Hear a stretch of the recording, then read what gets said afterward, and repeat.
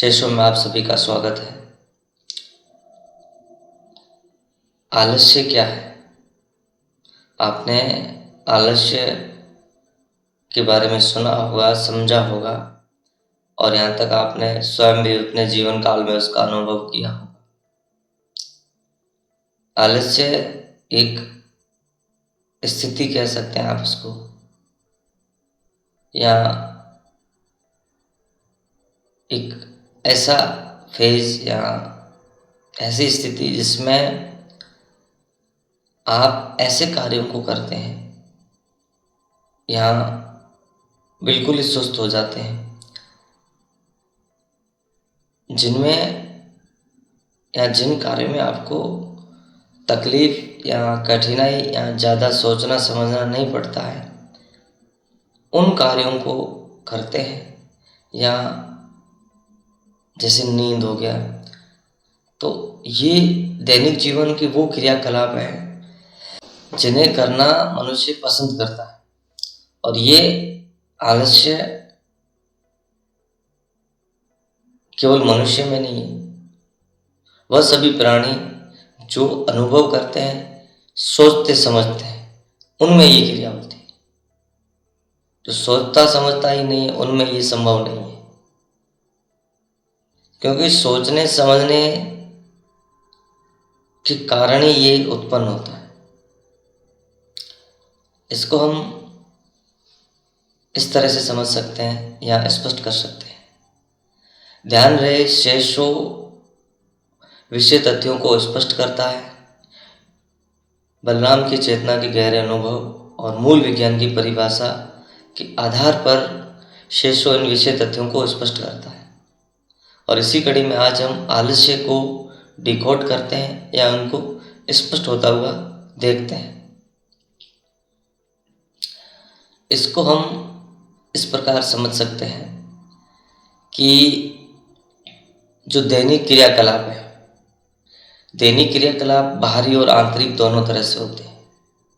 बाहरी, आप हाथों से कोई कार्य करते हैं या बोलकर, क्रियाकलाप तो कई प्रकार के होते हैं। और दूसरा मानसिक क्रियाकलाप, जो आंतरिक क्रियाकलाप है।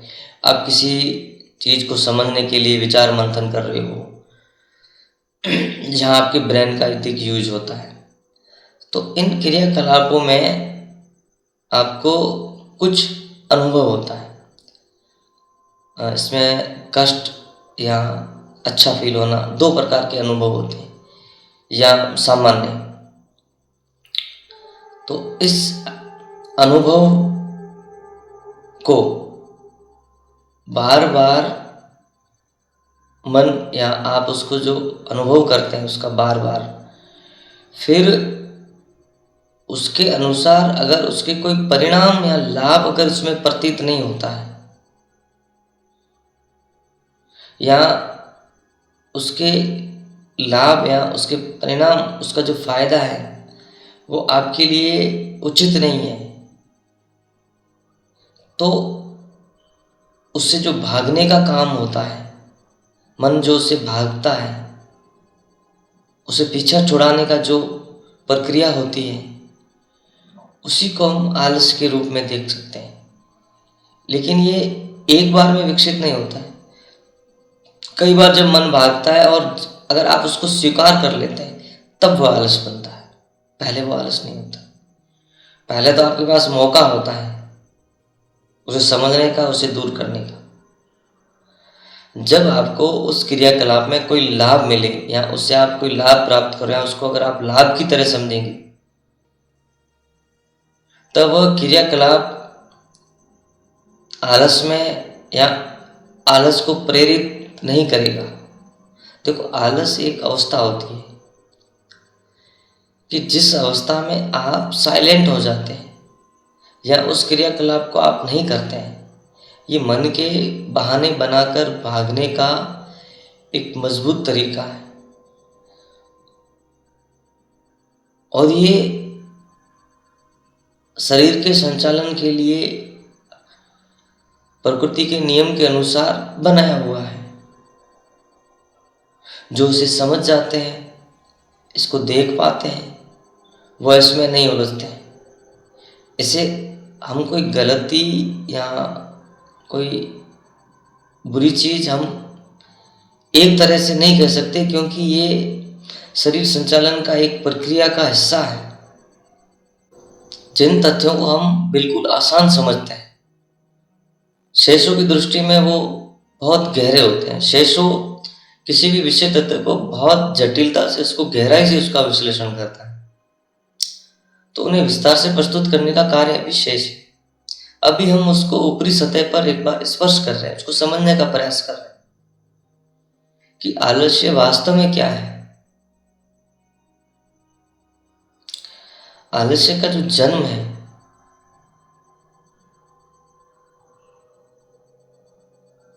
वह क्रियाकलापों के विश्लेषण के बाद एक आदत में बदलने के साथ होता है, और इसमें आपकी भी भूमिका होती है, लेकिन आपको इस चीज का पता नहीं चलता है। हम आलस्य के निर्माण, उसके बने रहने की स्थिति को इस प्रकार से स्पष्ट करते हैं कि आलस्य है क्या। आलस्य की हम परिभाषा ऐसे देखते हैं कि कोई भी क्रियाकलाप नहीं करना या कुछ करने की इच्छा नहीं होना, बस सुस्त हो जाना।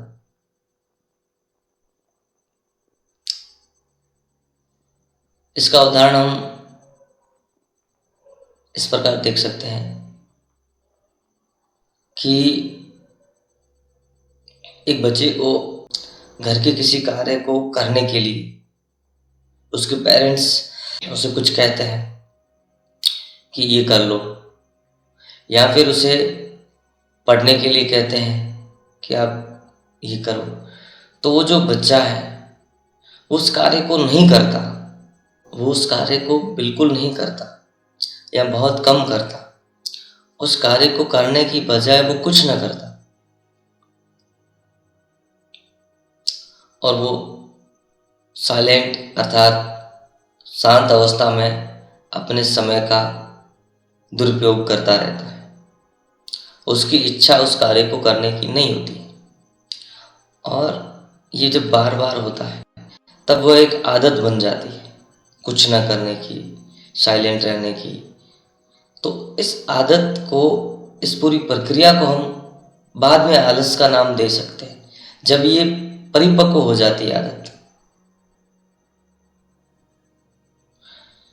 अब ये प्रक्रिया बनती कैसे है? जिस कार्य क्रियाकलाप को व्यक्ति करने से भागता है, उसके भागने के पीछे का रीजन ये होता है कि उसे कोई उस समय कोई लाभ प्रतीत नहीं होता है। अब लाभ भी होता है, लेकिन उसे समझ नहीं आता है कि लाभ है। बच्चे को नहीं पता कि पढ़ने से, एजुकेशन से इन फ्यूचर उसका भविष्य अच्छा हो सकता है। ये लाभ उसे ऐसे तो पता है इंफॉर्मेटिक रूप से, लेकिन गहरे अनुभव में वो उसे उसका लाभ नहीं पता होता, या उसका लाभ का वो पता नहीं कर पाता।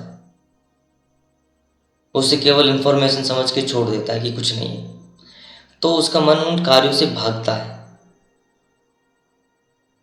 ये एनर्जी को सेव करने का या शरीर को उन क्रियाकलापों में नहीं लगाना जिससे कोई लाभ न हो, ये एक जीवन संचालन की प्रक्रिया का हिस्सा है।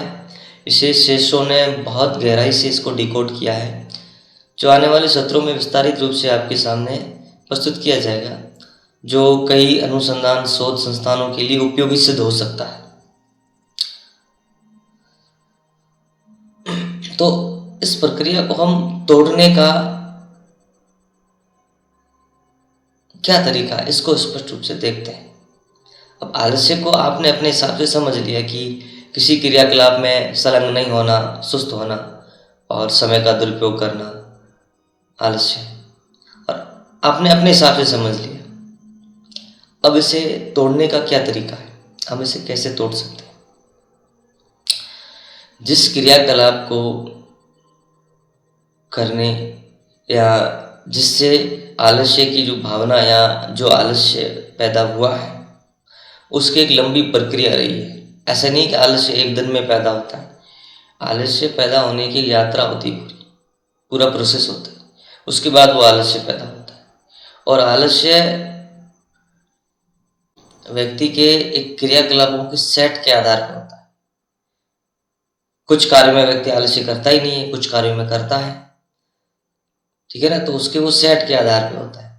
तो उस कार्य सेट के अगर लाभ, उसके फायदे आप उसे बता सको, क्योंकि कुछ ऐसे क्रियाकलाप होते हैं जिनके फायदे बाद में होते हैं, जैसे एजुकेशन, पढ़ाई है, या कुछ, क्योंकि उसमें 10-12 साल आपको पढ़ना पड़ता है, 10 साल, या कोई कोर्स डिग्री है तो उसमें 3 साल आपको अध्ययन करना पड़ता है, बेनिफिट बाद में मिलता है। तो अगर उसके लाभ को उसी समय बताया जाए कि जो आप क्रियाकलाप करते हो उससे आपको उसी समय लाभ होता है।